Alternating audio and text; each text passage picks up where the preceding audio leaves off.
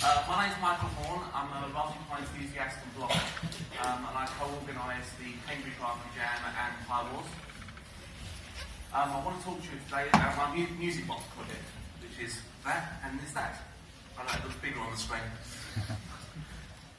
Wish it was that size. I've always liked the idea of fusing technology and music. I do a lot of amateur dramatics. I'm a singer, but I've never been able to play an instrument. So I thought the best thing to do would be to build one. I wanted something that was small, portable, but also very tactile. I wanted to create something that would make people have a look at it and want to have a go at it. I settled on a small wooden box I got from eBay, which was about a tenner, and I thought if I messed it up, a tenner, it's not the end of the world. Needless to say, I didn't mess it up because this is the first one, but I almost messed it up. I wanted to design it properly, so I used Google SketchUp to mock up what I wanted to do. It's a 3D modelling package that you can just download for free and use. I wanted to design something that could be played with one hand, and I thought I had it absolutely right until I tweeted a picture of that. And a friend of mine called David Pride said, "I didn't realise you were left-handed." I'm not.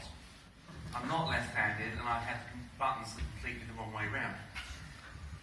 So I decided to move on to the internals once I moved the buttons around. I thought I knew I needed a Pi in there, because Pi is what I love to play about with. I knew I needed a prototyping board because although a lot of people have said to me, "Why don't you create your own circuit board? Why don't you design your own circuit board?" I knew the learning curve on doing that was huge, but I knew prototyping, so I knew how to do that.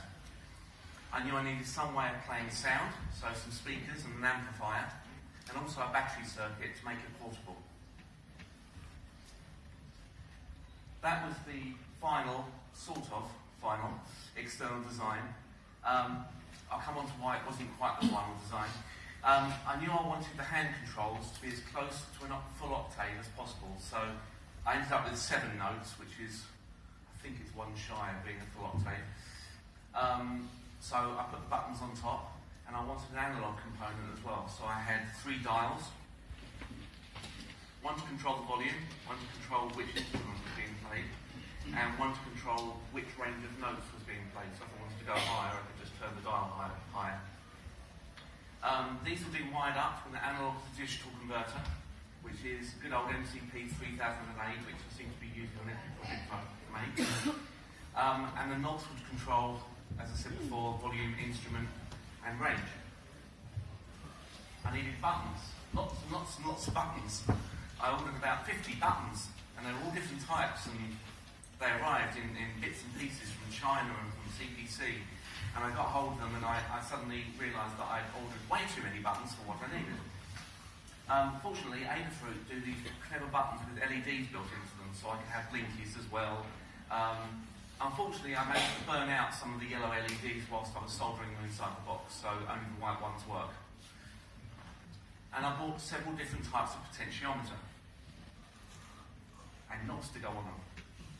I run the sound desk at church, so I knew that the more colourful the knobs, the better the sound they would produce. Sort of works like that, especially when you turn the wrong one. I needed a prototyping board to wire everything together. I'd used Richard Savile's Protopower before, so I started off with one of those. Unfortunately, I completely messed up the soldering and ruined the board, so I grabbed the next best thing that I had in the box, which was an Adafruit Perma Proto board. It has an EEPROM on it, so you can program it to be like a do-it-yourself hat. I knew I wasn't going to use the EEPROM, but it's what I had, so it's what I used. I knew nothing about how to get sound out of the Pi without plugging in the 3mm headphone jack. So I read up on Adafruit about the Game Boy project. So they 3D printed a Game Boy case. I think it's called Pi Girl or something.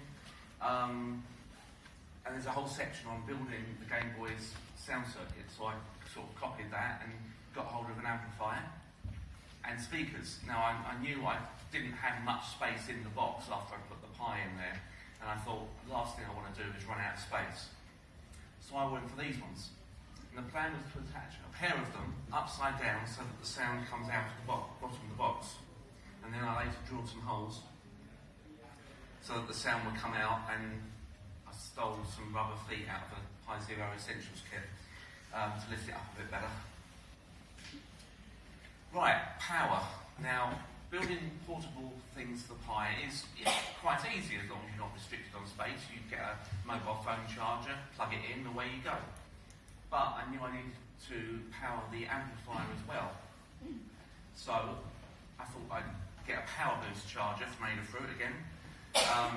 And I used the same Game Boy tutorials that taught you how to make that portable.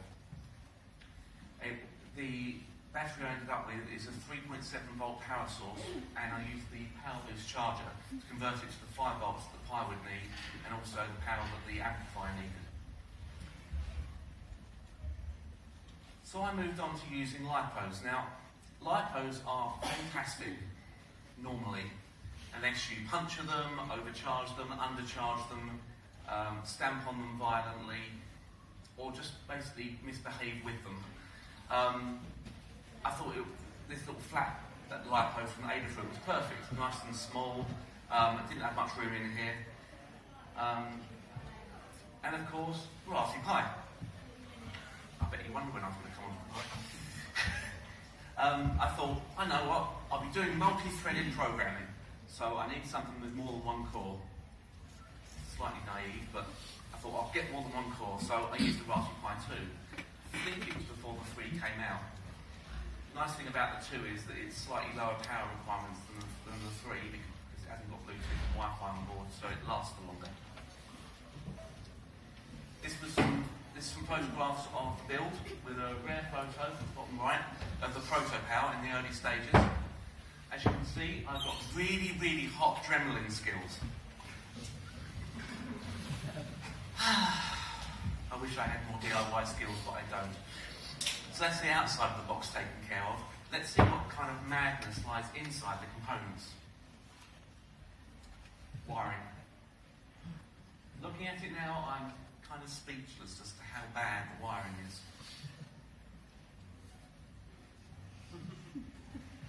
That is blobs of hot glue, by the way.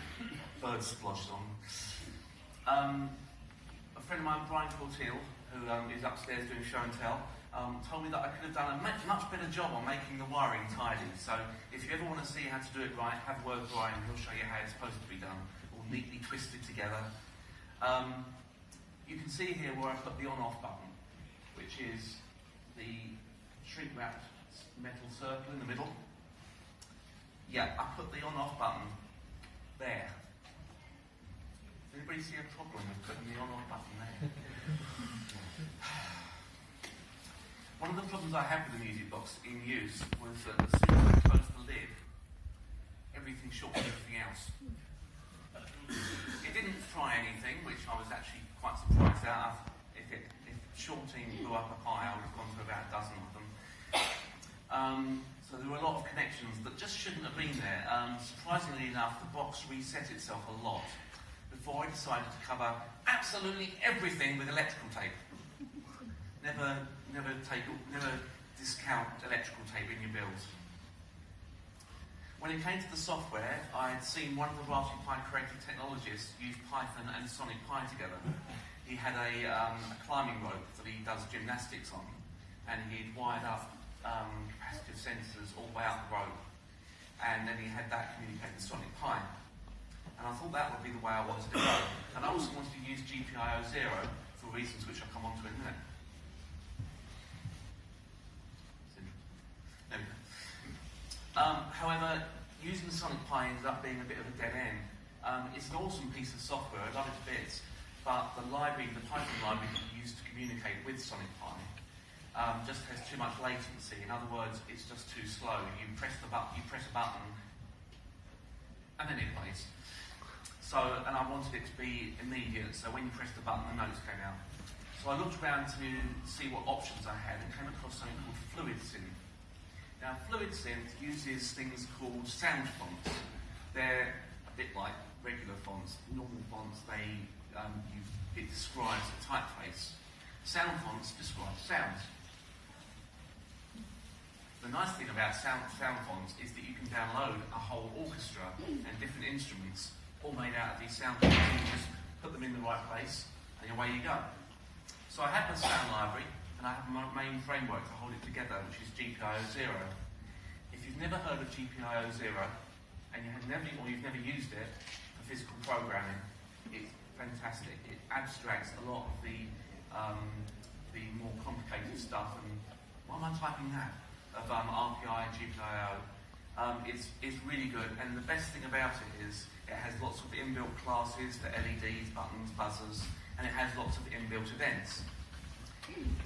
So, most importantly, it's written to give you threading in a really simple way. Now, for those of you who don't know what threading is, threading means that instead of having your code start there and do sequential, it means it can branch off and do loads of different things all at the same time, which is why I thought I needed Python 2. As it turns out, Python's threading is absolutely terrible and only uses one processor anyway. So if I can rebuild this, we can just use a 0 and be done with it. I'm using the when pressed and when released events in GPIO0 to detect when the button's pressed and when it's let go. Because if you don't do that, it carries on playing the note, which wasn't quite the effect I was going for. Potentiometer pain. Now, one of the issues I had when I put it together was that I'd use 1K potentiometers. But for some reason, I just couldn't get any readings out of them. It was just useless. So I called on the Pi community for help, and they told me, use 10K potentiometers, everybody does. So I did, and it worked. And we've still got no idea why 1K potentiometers don't work. So if you do know why 1K potentiometers don't work, please tell me afterwards, because we're dying to know. I think you can see it pretty clearly on the screen. This is what happens when you're not careful with lipos. Some of the components in the lid of the box press down on the lipo battery. Anybody who knows anything about lipo batteries knows that that is not good. It almost pierced it. Needless to say, that battery's in the bin now, and I've replaced it, and guess what? I've wrapped it in electrical tape. Right, this was the finished product. It's not perfect, but it does the job. As I say, the worst thing about it is that stupid on-off switch in the middle, because as soon as you put your hand on it, you turn it off. You can be careful in it, and you can use it without turning it off. But surprisingly enough, every time I've taken this to one of the jams, people have gone, okay, that's what those buttons are for. What's that button for? Turns it off. Oh, can I just turn it back on again? Thinking corrupted SD cards, yeah, you can try it. So people just get very inquisitive with it. Should tell you one story. I almost caused a security alert at the Houses of Parliament. A few of us were invited to go and celebrate, I can't remember how many million pies it was, I think it was 10 million pies at the Houses of Parliament.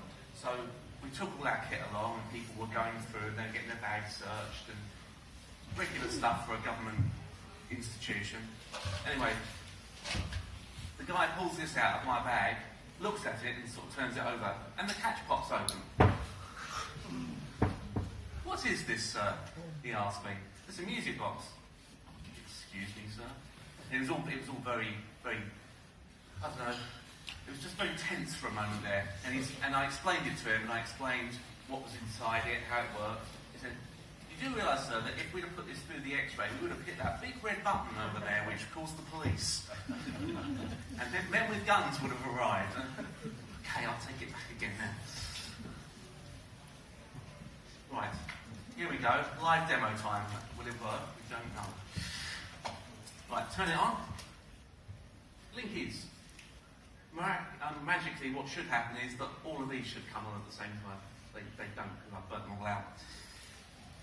Right, on my cable. The only problem with Music Box is that it's very quiet. It's okay if you're in a quiet room.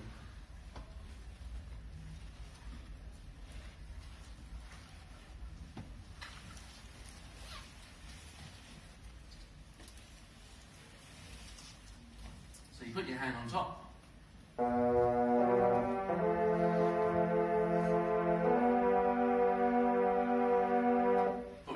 that sound, so we'll try a different one.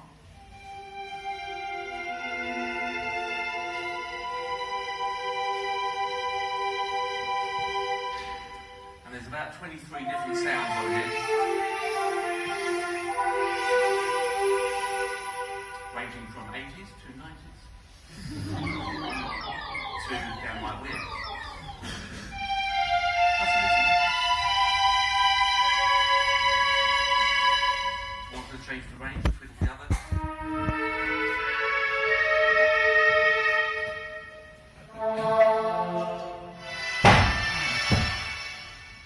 Please take that one off because it sounds terrible.